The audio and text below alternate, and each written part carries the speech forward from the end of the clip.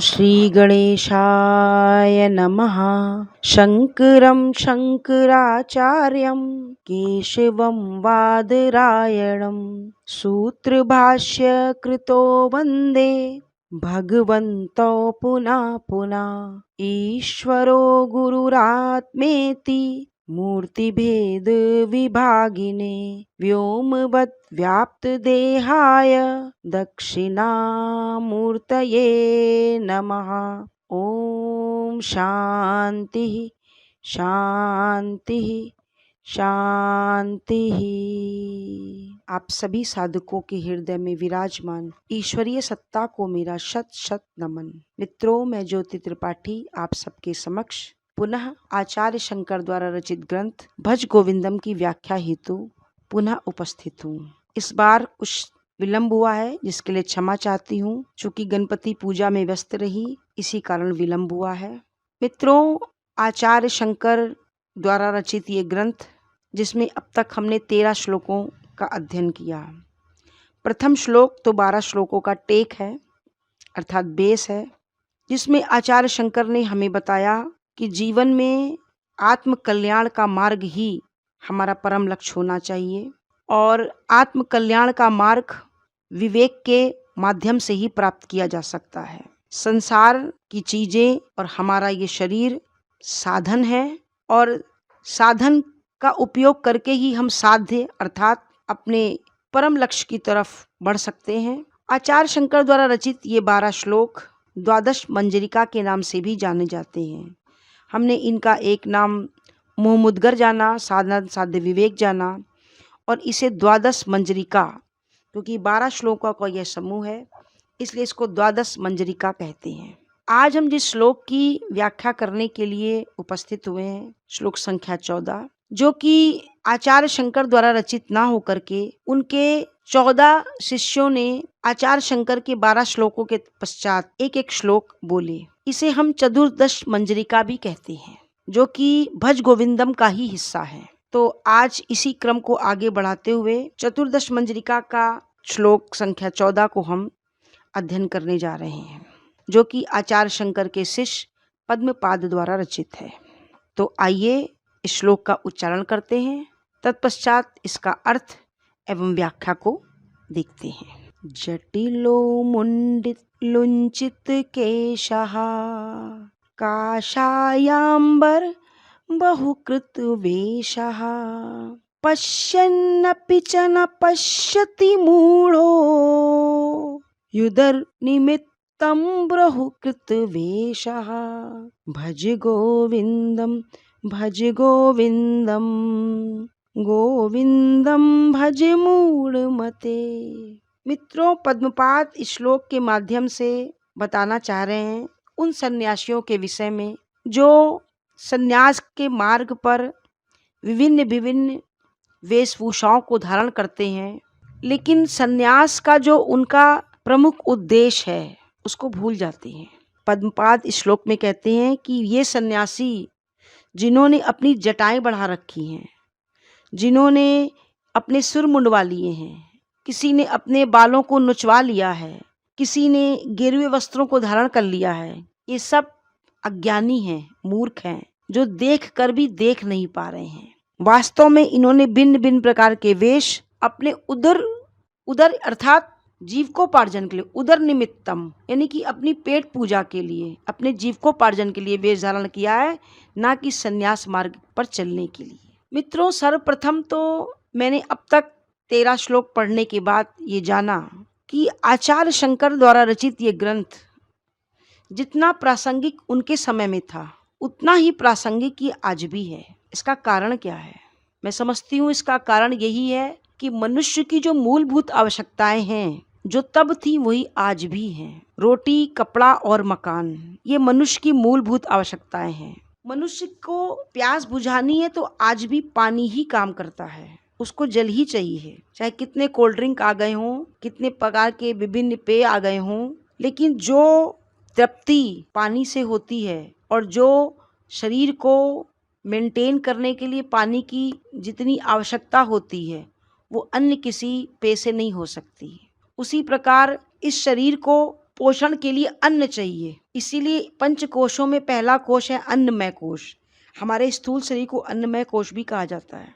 उसको एक सुरक्षा चाहिए, उसको एक घर चाहिए। यही कारण है कि आचार्य शंकर के समय में समाज की जो व्यवस्था रही होगी, मनुष्य के जो जीवन की शैली रही होगी, मनुष्य का जो मन है वो जितना बहिर्मुख तब रहा होगा, वो सारी चीजें आज भी हम पर ही लागू होती हैं।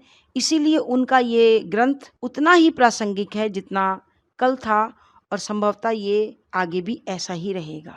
हमारी आवश्यकताएं वही हैं, हमारी इच्छाओं में परिवर्तन आया है, क्योंकि हमारी सोच में परिवर्तन आया है, टेक्नोलॉजी में परिवर्तन आया है, समाज की व्यवस्था में परिवर्तन आया है, साधन संसाधनों में परिवर्तन आया है। लेकिन मूलभूत हम मनुष्यों को जो जीवन का प्रारूप चाहिए वो वही है जो आचार्य शंकर के समय था, वही आज है। इस श्लोक के माध्यम से पद्मपाद ये बताना चाहते हैं कि सन्यासी होना ये बड़ी उच्च अवस्था की बात है। हमारे शास्त्रों में 4 आश्रमों की बात की गई है, ब्रह्मचर्य, गृहस्थ, वानप्रस्थ, तत्पश्चात सन्यास। और मित्रों, हम सब ये जानते हैं कि सन्यास एक बहुत ही उच्च और परम अवस्था का नाम है। सन्यास का मतलब सब कुछ छोड़ देना नहीं है। सन्यास का मतलब त्याग तो है, लेकिन कुछ उपलब्ध होना भी है। हम समाज की धारा के विपरीत चलें, समाज को दिखाने के लिए कुछ करें, आचरण में कुछ करें, तो हम किसी भी वेशभूषा को धारण कर लें, हम उसकी यथार्थता तक नहीं पहुंच सकते। इस श्लोक के माध्यम से पद्मपाद यही बताना चाहते हैं। मित्रों, सन्यास कोई भी ले सकता है, पुरुष भी ले सकता है, स्त्री भी ले सकती है, बच्चा भी ले सकता है, बूढ़ा भी ले सकता है, गृहस्थ भी ले सकता है, और जो अध्यात्म के मार्ग पे चल पड़ा है वो भी ले सकता है। सन्यास आसक्तियों से, विकारों से, मन से, इन चीजों का निकलने का नाम है सन्यास। सन्यास एक संकल्प है, और जब तक व्यक्ति के जीवन में संकल्प और विकल्प दोनों होते हैं तब तक वो सन्यासी नहीं हो सकता। गृहस्थ के साथ सबसे बड़ी समस्या आती है कि वो संकल्प बहुत बार करता है, लेकिन उसके पास कई विकल्प भी होते हैं। ये नहीं तो ये कर लें, ऐसा नहीं कर सकते तो अब ये कर लें। तो जब जब जीवन में विकल्प आते हैं तब तक संकल्प दृढ़ नहीं हो पाता। और सन्यास का दूसरा नाम है दृढ़ संकल्प का होना। और उसके बाद जो उपलब्ध होता है, त्याग के बाद जब हम मन से चीजों का त्याग करते हैं, तो जो एक आत्मनिर्भरता, जो एक दृढ़ता, एक जो स्वच्छंदता स्वयं के अंदर, चीजों के प्रति आसक्ति रहित वो जो उपलब्धि है, वो सन्यास है। तो सन्यास में सब कुछ छूटता भी ही नहीं है, उपलब्ध भी होता है। हम दुनिया में रहने के बाद भी भ्रांतियों में नहीं फंसते हैं, दुनिया की चमत्कारों में, दुनिया की चमक दमक में हम अट्रैक्ट नहीं होते हैं, और इस तरह अट्रैक्ट होकर के हम अपने मार्ग से विचलित नहीं होते हैं। यही उपलब्धि है, ये प्राप्त होती है, ये दृढ़ता। और ये दृढ़ता आती कब है? जब हमारे अंदर विषय वस्तु से, व्यक्ति से, भोग से त्याग का संकल्प ठहरता है हमारे अंदर। सन्यास उच्च अवस्था है। क्यों? क्योंकि ये आसान नहीं है। कठोपनिषद में तो इसको कहा गया छोरस्य धारा, चाकू की धार पर चलने के समान है। तो जहाँ पर हमें मन से त्याग करना हो, तो वहाँ पर अपने आप में एक दृढ़ संकल्प लेना होता है, और अपने मन को यथार्थता के बोध से परिचित कराना होता है, सच सच ज्ञान करना होता है, चीज़ों की नश्वरता को जानना होता है। और जब हम चीज़ों की नश्वरता को जान लेते हैं तो चीज़ें छोड़नी नहीं पड़ती हैं, स्वतः छूट जाती हैं। हम कितने भी भूखे हों और कितनी व्याकुल हो रहे हों भोजन के लिए, और अचानक से 56 भोग वाला भोजन सामने आ जाए, लेकिन अगर पता चल जाए कि इसमें जहर मिला है, तो जो ऐसी भूख थी जिससे जो कि हमें व्याकुल कर रही थी, उस भूख पर भी हम नियंत्रण स्वतः पा लेते हैं, कुछ करना नहीं पड़ता है। क्यों? क्योंकि उस भोजन से हमारे प्राण ही नहीं बचेंगे, उसकी नश्वरता का हमको पता चल जाता है कि वो भोजन हमें जीवित नहीं रखेगा, मार देगा। उसी तरीके से जब संसार के विषय वस्तु, रिश्ते, नाते, संबंध, इन चीज़ों की सच्चाई को हम जान लेते हैं, इनके पीछे कौन सी चीज़ काम कर रही है, हमारा मोह, हमारी आसक्ति, हमारा अज्ञान, हमारी अविद्या, तो जब इन चीज़ों से हम पार पाते हैं तो ये सब छूटता स्वतः है, हमें छोड़ना नहीं पड़ता, हमें कुछ करना नहीं पड़ता। और ऐसा तभी होता है जब ज्ञान आए, और ज्ञान आता है विवेक के द्वारा। जब हम चीज़ों को साधन समझ के साध्य तक पहुँचने का प्रयास करते हैं, सही गलत उचित अनुचित, हम कभी भी दुखी नहीं रहना चाहते। हम जीवन में जो भी कुछ करते हैं सुख पाने की लालच से करते हैं। धन के पीछे भागते हैं तो दिमाग में यही होता है कि धन आएगा तो हम सुखी हो जाएंगे। विवाह करते हैं तो दिमाग में यही आता है कि सुखी हो जाएंगे, कोई साथ मिल जाएगा, कोई प्यार करेगा, कोई अपनाएगा, कोई मेरा कहने वाला होगा, कोई मेरा वंश का होगा। हम इसी आशा में आगे बढ़ते हैं कि सुख मिलेगा, अच्छे से अच्छा कैरियर, अच्छे से अच्छी जॉब, एक जॉब को छोड़ के दूसरी जॉब, दूसरी जॉब को तीसरी जॉब। सुकून कहाँ गया कहाँ आया ये सब सेकेंडरी होता है। किसमें ज़्यादा पैसा मिलेगा, किसमें ज़्यादा हमारे बेनिफिट्स हैं। हमें सुख चाहिए। हम जीवन में जो भी कुछ करते हैं सुखी होने के लिए। बहुत बार लोग विवाह करते हैं सुखी होने के लिए, और फिर कुछ समय बाद डिवोर्स करते हैं, वो भी सुखी होने के लिए। तो हम दुखी नहीं होना चाहते हैं।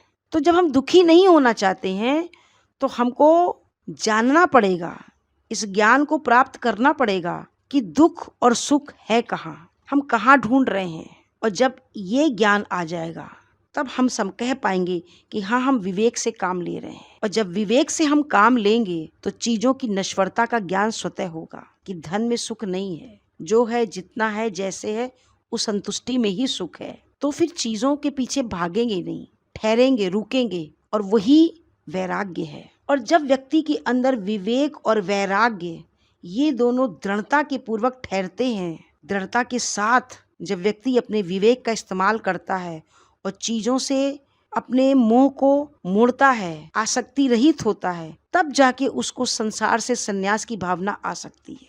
फिर उसको कुछ छोड़ना नहीं पड़ता है, न संसार छोड़ना पड़ता है, न रिश्ते छोड़ने पड़ते हैं, न संसार के भोग छोड़ने पड़ते हैं। अपने आप चीज़ें स्वतः छूट जाती हैं। मैंने ऐसे एक आध मदिरा पान करने वालों को मैं जानती हूँ जो लगभग रोज ही मदिरा पान करते रहे हैं अपने जीवन में।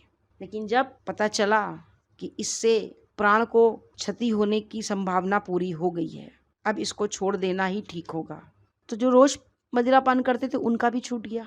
हम हर हाल में सदैव रहना चाहते हैं और सुखी रहना चाहते हैं। और जब तक हमें ज्ञान नहीं होता तब तक हम स्त्री में, धन में, परिवार में, संतान में, समाज में सुख पाने के लिए अंदर अंदर अंदर प्रवेश करते जाते हैं। चाहे हमारे कितनी भी अपमान हो, नुकसान हो, लेकिन हमें उसमें सुख दिखता है। लेकिन जब दुखों के डंडे पड़ते हैं तब विरक्ति आती, और व्यक्ति के अंदर वैराग्य और विवेक के जागृत होने पर ही संन्यास ठहर सकता है। गृहस्थ व्यक्ति भी सन्यासी हो सकता है।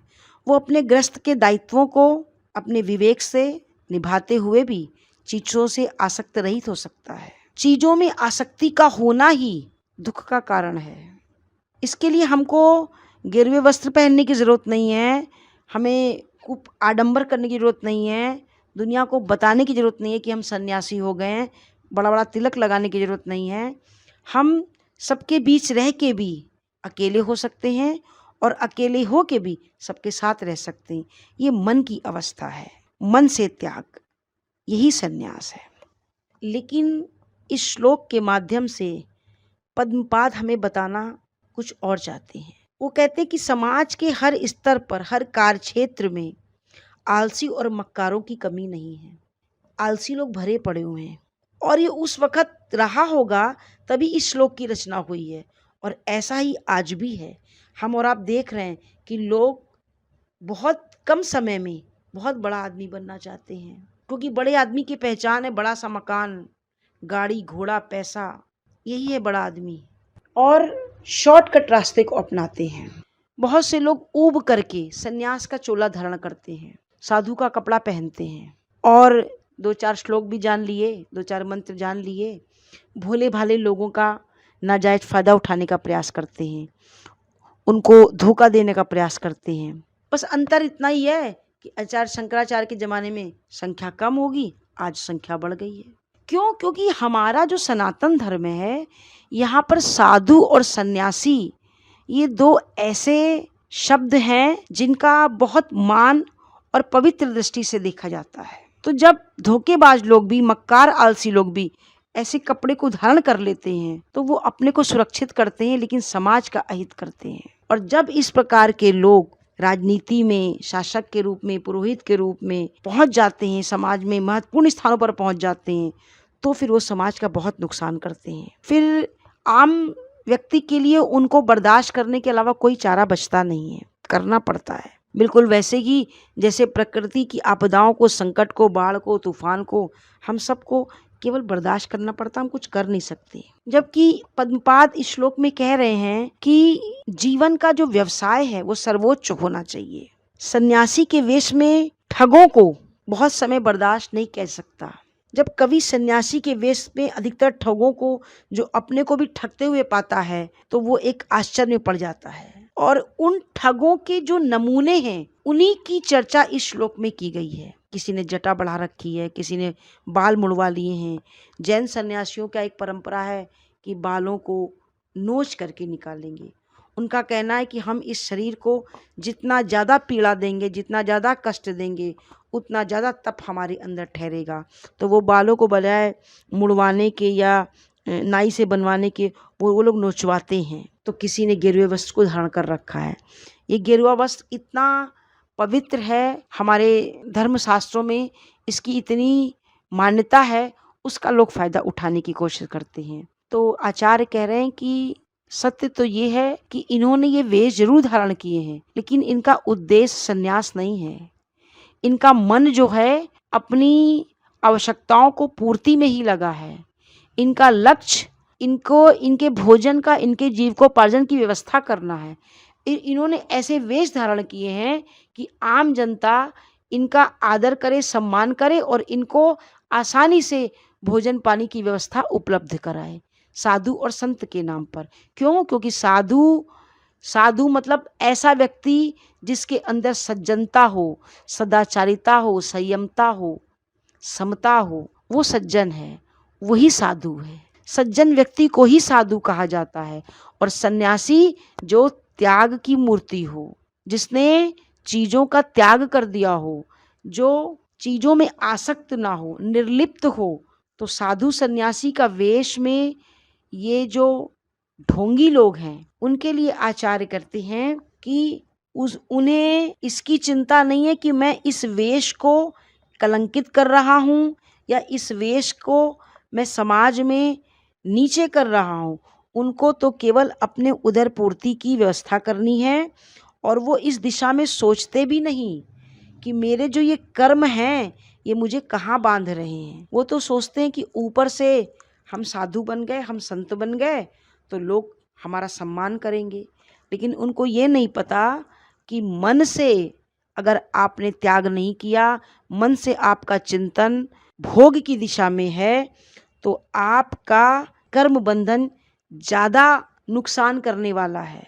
क्योंकि वही संस्कार लेके आप वापस जाओगे, उन्हीं कर्म बंधनों को काटना पड़ेगा और फिर पुनरपि जन्मम पुनरपि मरणम, और बार बार फिर शरीर लेकर के अपने कर्म बंधनों को काटने के लिए इस मृत्यु लोक में विभिन्न विभिन्न योनियों में आओगे। तो अपने कर्मों का केवल स्वरूप से त्याग ना करके मन से आसक्ति रहित होना ही संन्यास है, वो त्याग है। और आज तो भूखे पेट वालों की संख्या न जाने कितनी हो गई है। मैं तो हरिद्वार जाती हूँ तो मैं देखती हूँ असंख्यों साधु हैं, महिला भी और पुरुष भी। उनके विकारों में कोई कमी नहीं है, केवल उनके वस्त्र हैं, बड़े बड़े टीके हैं, बड़ी बड़ी जटाएं हैं, दाढ़ी है, कमंडलू है, हाथ में चिमटा है, लेकिन साधुता, सज्जनता, ज्ञान, इन सब पर वो जीरो हैं। आत्मरक्षा की प्रवृत्ति और धन और अधिकार की तृष्णा से प्रेरित होकर आज ऐसे बहुत से मक्कार जीवन के क्षेत्र में हैं। झूठे नेता के रूप में, पुलिस के रूप में, नकली पुलिस बन गए, नकली कलाकार बन गए, झूठे प्रवचन करने वाले लोग, ये सब केवल आडंबर लिबास में अपने व्यवहार को दिखा के ढोंग करने वाले लोग हैं, और जो केवल भोली भाली जनता को, आम जनता को ठगने वाले हैं। और ये जो ठगी है, जो ये धोखा है, ये जो वेश धारण की जो वृत्ति है, ये हर देश काल में होती रही है, ये कोई नई बात नहीं है। जीवन के अन्य क्षेत्रों में कपट उतना घातक नहीं होता जितना कि अध्यात्म के क्षेत्र में होता है। और ये हमें सब जगह, सभी संप्रदायों में, राजनीतिक, आर्थिक, वैधानिक, आध्यात्मिक सभी क्षेत्रों में देखने को मिलता है। उदाहरण के तौर पे देखिए, लंका का राजा रावण भी सन्यासी के वेश में ही गया था सीता का हरण करने। अपनी कामना के आगे वो इतना हार गया कि उसने सन्यासी का वेश धारण करा। चूंकि सन्यास की महिमा इतनी ज़्यादा है, इसलिए उसका ये लोग दुरुपयोग करते हैं। तो भज गोविंदम के माध्यम से हमें यही जानना है कि हमें अपने विवेक का इस्तेमाल करना है। हमें विचार करना है कौन सन्यासी है और कौन नहीं। हमें किसी का अपमान भी नहीं करना है कि हमने भज गोविंदम पढ़ा और गेरुए वस्त्र वाला कोई भी दिखा तो हमने कुछ भी बोल दिया या ऐसा विचार कर लिया, क्योंकि हमें ये विचार करने का अधिकार नहीं है। हमें किसी के व्यक्तित्व को नीचा करना या बुरा कहना या गलत कहने का भी अधिकार मित्रों नहीं है। किसी शास्त्र में नहीं लिखा और कहीं नहीं सिखाया गया, और ना ही किसी शास्त्र में ये लिखा है कि सन्यासी बनने के लिए आप भिन्न भिन्न वेश धारण कर लीजिए, लेकिन लोग करते हैं। संसार में हर तरह के लोग हैं, तो हमें किसी पर किसी प्रकार का आरोप नहीं मढ़ना है। हमें तो केवल अपने विवेक का इस्तेमाल करना है कि हम अपने बौद्धिक स्तर को समझें, जानें और जीवन का सर्वोच्च क्या है और कौन उसका अनुकरण कर रहा है, कौन नहीं कर रहा है, ये पात्रता हमें अपने अपने अंदर डेवलप करनी है। इसी बात को भगवान श्री कृष्ण ने भगवत गीता जी में भी कहा है, कर्मेंद्रियाणि संयम्य या आस्ते मनसा स्मरन इंद्रियार्थान विमूढ़ात्मा मिथ्याचारः स उच्यते।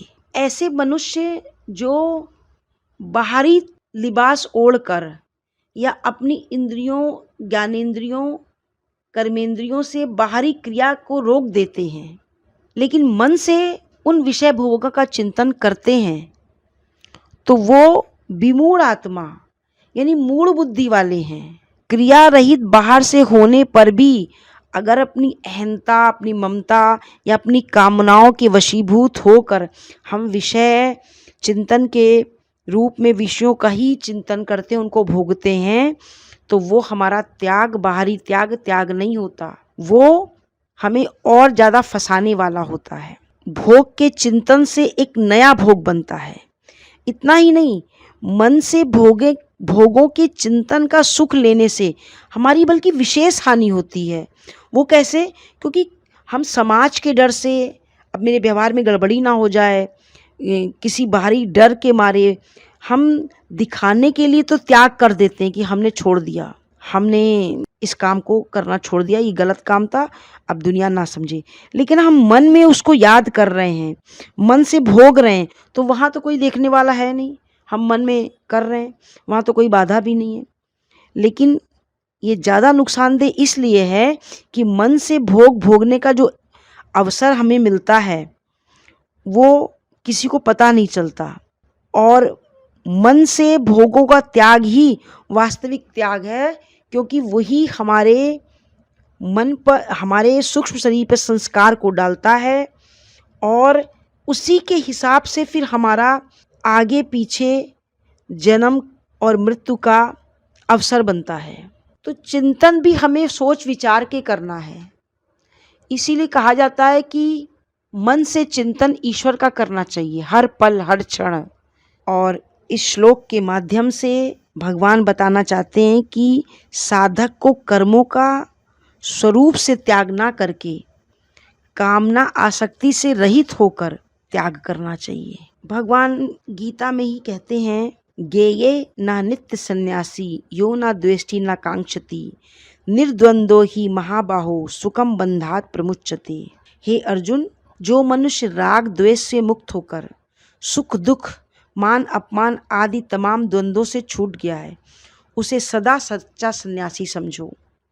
ऐसा सन्यासी बिना ही किसी परिश्रम के सुखपूर्वक बंधन से मुक्त हो जाता है। अर्थात मुक्ति का द्वार भी यही है।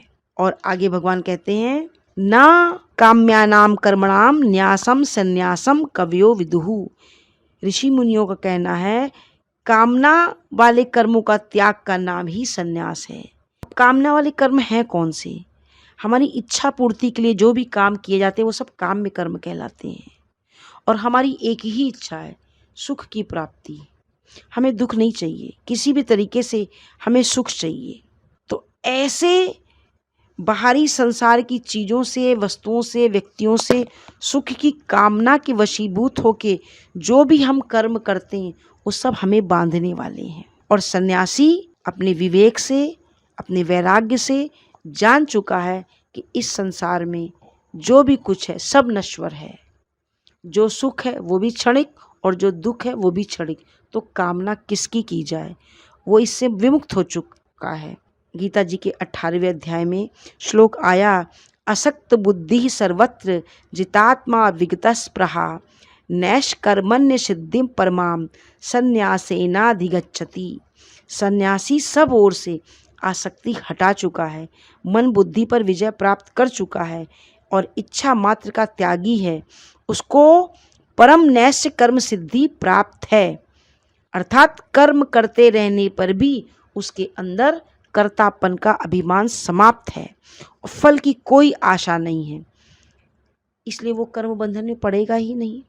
जब हमें पता है कि ये कर्म जो हो रहा है मैं इसको करने वाला नहीं हूँ, ये मेरे माध्यम से होता हुआ दिख रहा है लेकिन कर कोई और रहा है, तो हम कैसे उस फल की इच्छा करेंगे? जिस चीज़ पर हम अपना अधिकार जताते हैं वहीं पर हम आशा लगाते हैं। और जब हम इस ज्ञान को अपने विवेक से जान लेंगे कि मैं और मेरा ये दो अलग चीज़ हैं और मेरा कुछ इस संसार में है नहीं, हम पिछले श्लोकों में पढ़ चुके हैं, इस संसार में एक कण भी हमारा नहीं है। तो जब मेरा कुछ है ही नहीं और मैं अलग हूँ इस संसार से, तो मेरा अधिकार किस पे है? इस विवेक को जागृत करना है। पद्मपाद इस श्लोक के माध्यम से बताना चाहते हैं कि चाहे आप कितने रूप धारण कर लें, कितने वेश धारण कर लें, आप दुनिया को कैसे भी नजर आ रहे हों, आपका मन जहाँ पर है स्थिति वहाँ से तय की जाती है। अगर आपके मन में कपट है और ऊपर से बहुत प्रेम जतला रहे हैं तो कोई फायदा नहीं। अगर आपको उदर निमित्तम यानी कि अपने भोजन की व्यवस्था करनी है तो सन्यासी बनने की जरूरत नहीं है। बिना तिलक धारण करे भी आप भोजन की व्यवस्था कर सकते हैं। और अगर आपको सन्यासी बन करके भोजन की व्यवस्था करनी है तो आप सन्यास के मार्ग पे चलें, भोजन की व्यवस्था स्वतः होगी। करें कुछ दिखे कुछ, इससे बचें और ऐसे लोगों से बचें।